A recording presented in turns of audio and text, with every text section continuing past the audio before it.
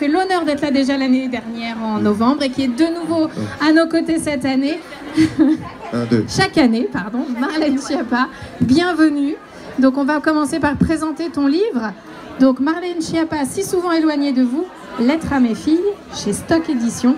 Voilà, vous pouvez les trouver là-bas, avoir une dédicace aujourd'hui, c'est le moment ou jamais de faire connaissance avec le livre. Alors Marlène, est-ce que tu peux nous dire un petit peu un souvenir de maman? Parce qu'ici il y a plein de parents, des mamans et des papas, même s'il y a plus de mamans, il y a quand même des papas. Un souvenir de maman. D'abord bonjour à toutes et quelques tous qui sont là aussi, et merci d'être là. C'est difficile d'en choisir un seul, mais avec Leslie, on se rappelait quelques souvenirs de maman justement en arrivant. Moi, j'ai un très bon souvenir ici, en fait, en face de cette péniche qui était le baptême républicain de ma petite fille qui maintenant a 6 ans. Et là, en rentrant, j'ai croisé Virginie, qui est une blogueuse et qui était chez vous dans l'équipe Parole de Maman et qui a une petite fille. Et ça fait très longtemps que je ne l'avais pas vue, je ne savais même pas qu'elle attendait un bébé. Et je trouve que les enfants, ça nous montre à quel point aussi le temps passe vite. Et quand on a un bébé, on trouve ça ridicule, tout le monde nous dit « profite, ça va passer vite ». Et on se dit « mais pourquoi ils me prennent la tête avec ça, ça passe pas vite, enfin la nuit, tu vois, combien de temps ça met pour passer une nuit où le bébé se réveille 5 fois ?» Et en fait, finalement, tu t'endors, tu te réveilles, ton enfant rentre au collège. Donc je crois qu'on accumule comme ça les souvenirs. Et j'ai écrit ce livre aussi pour ça, pour garder des souvenirs et partager des souvenirs qui sont un peu universels. Parce qu'en fait, quand on est parent, on croit qu'on découvre l'Amérique et qu'on vit des choses qui sont uniques et il n'y a que nous qui les vivons et il n'y a que nous qui les ressentons. Et en fait, quand on parle avec les autres parents, on s'aperçoit que les angoisses, elles sont universelles. Moi, je raconte dans le livre que les 3 premiers dimanches où j'avais ma fille qui était bébé, la première, j'avais tellement pas confiance en moi que j'appelais SOS médecin tous les dimanches soirs.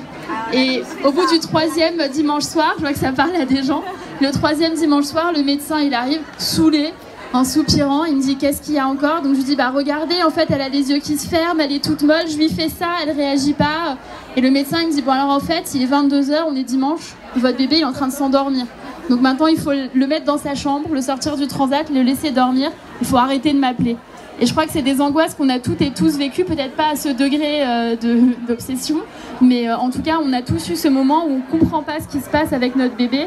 Et je crois que c'est pour ça que c'est utile des moments comme aujourd'hui, parce qu'on rencontre d'autres mères et parfois on se connaît pas, mais on partage des choses qui sont tellement intimes que finalement il y a un lien qui se crée entre nous parce qu'on a vécu des mêmes choses et qu'on peut s'inspirer des solutions les uns des autres.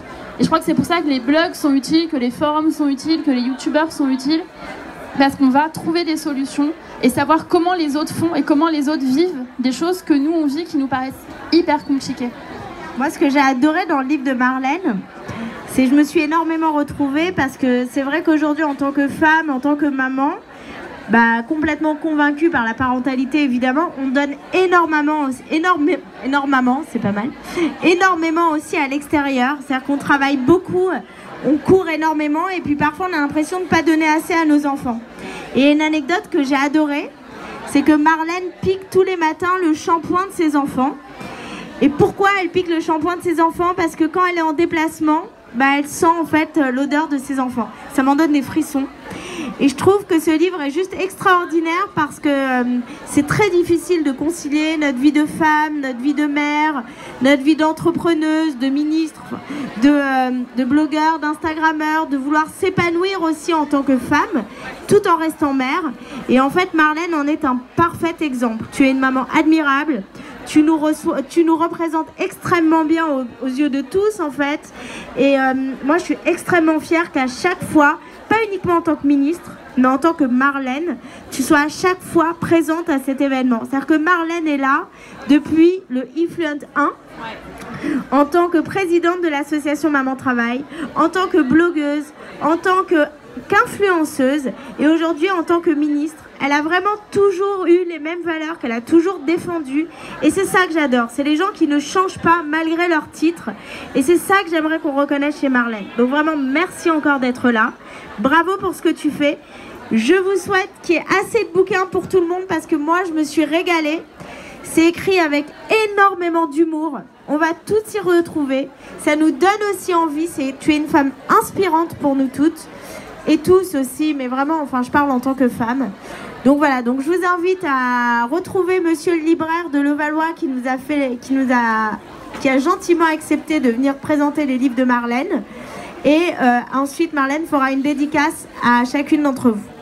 Alors avant les dédicaces, Marlène, est-ce que tu peux nous donner quelques conseils pour justement continuer d'assumer toutes nos envies de femmes, c'est-à-dire notre travail, nos passions, nos enfants, notre vie avec notre mari, tout?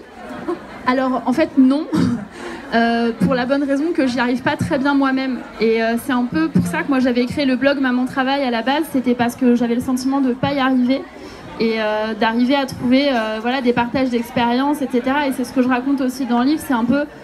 C'est pas des échecs, parce qu'il n'y a pas d'échecs vraiment dans la maternité, mais c'est un peu... Non, mais on teste, c'est-à-dire voilà, on avance petit à petit. On essaye, on trouve, et nos enfants font de nous des parents, et nous apprennent à faire des choses. Le seul conseil que je donnerais, c'est de se dire justement de ne pas écouter les injonctions des gens à l'extérieur. Parce qu'il y a toujours quelqu'un qui trouve qu'on ne travaille pas assez, et qu'on pourrait faire des efforts, avoir une plus belle carrière, etc.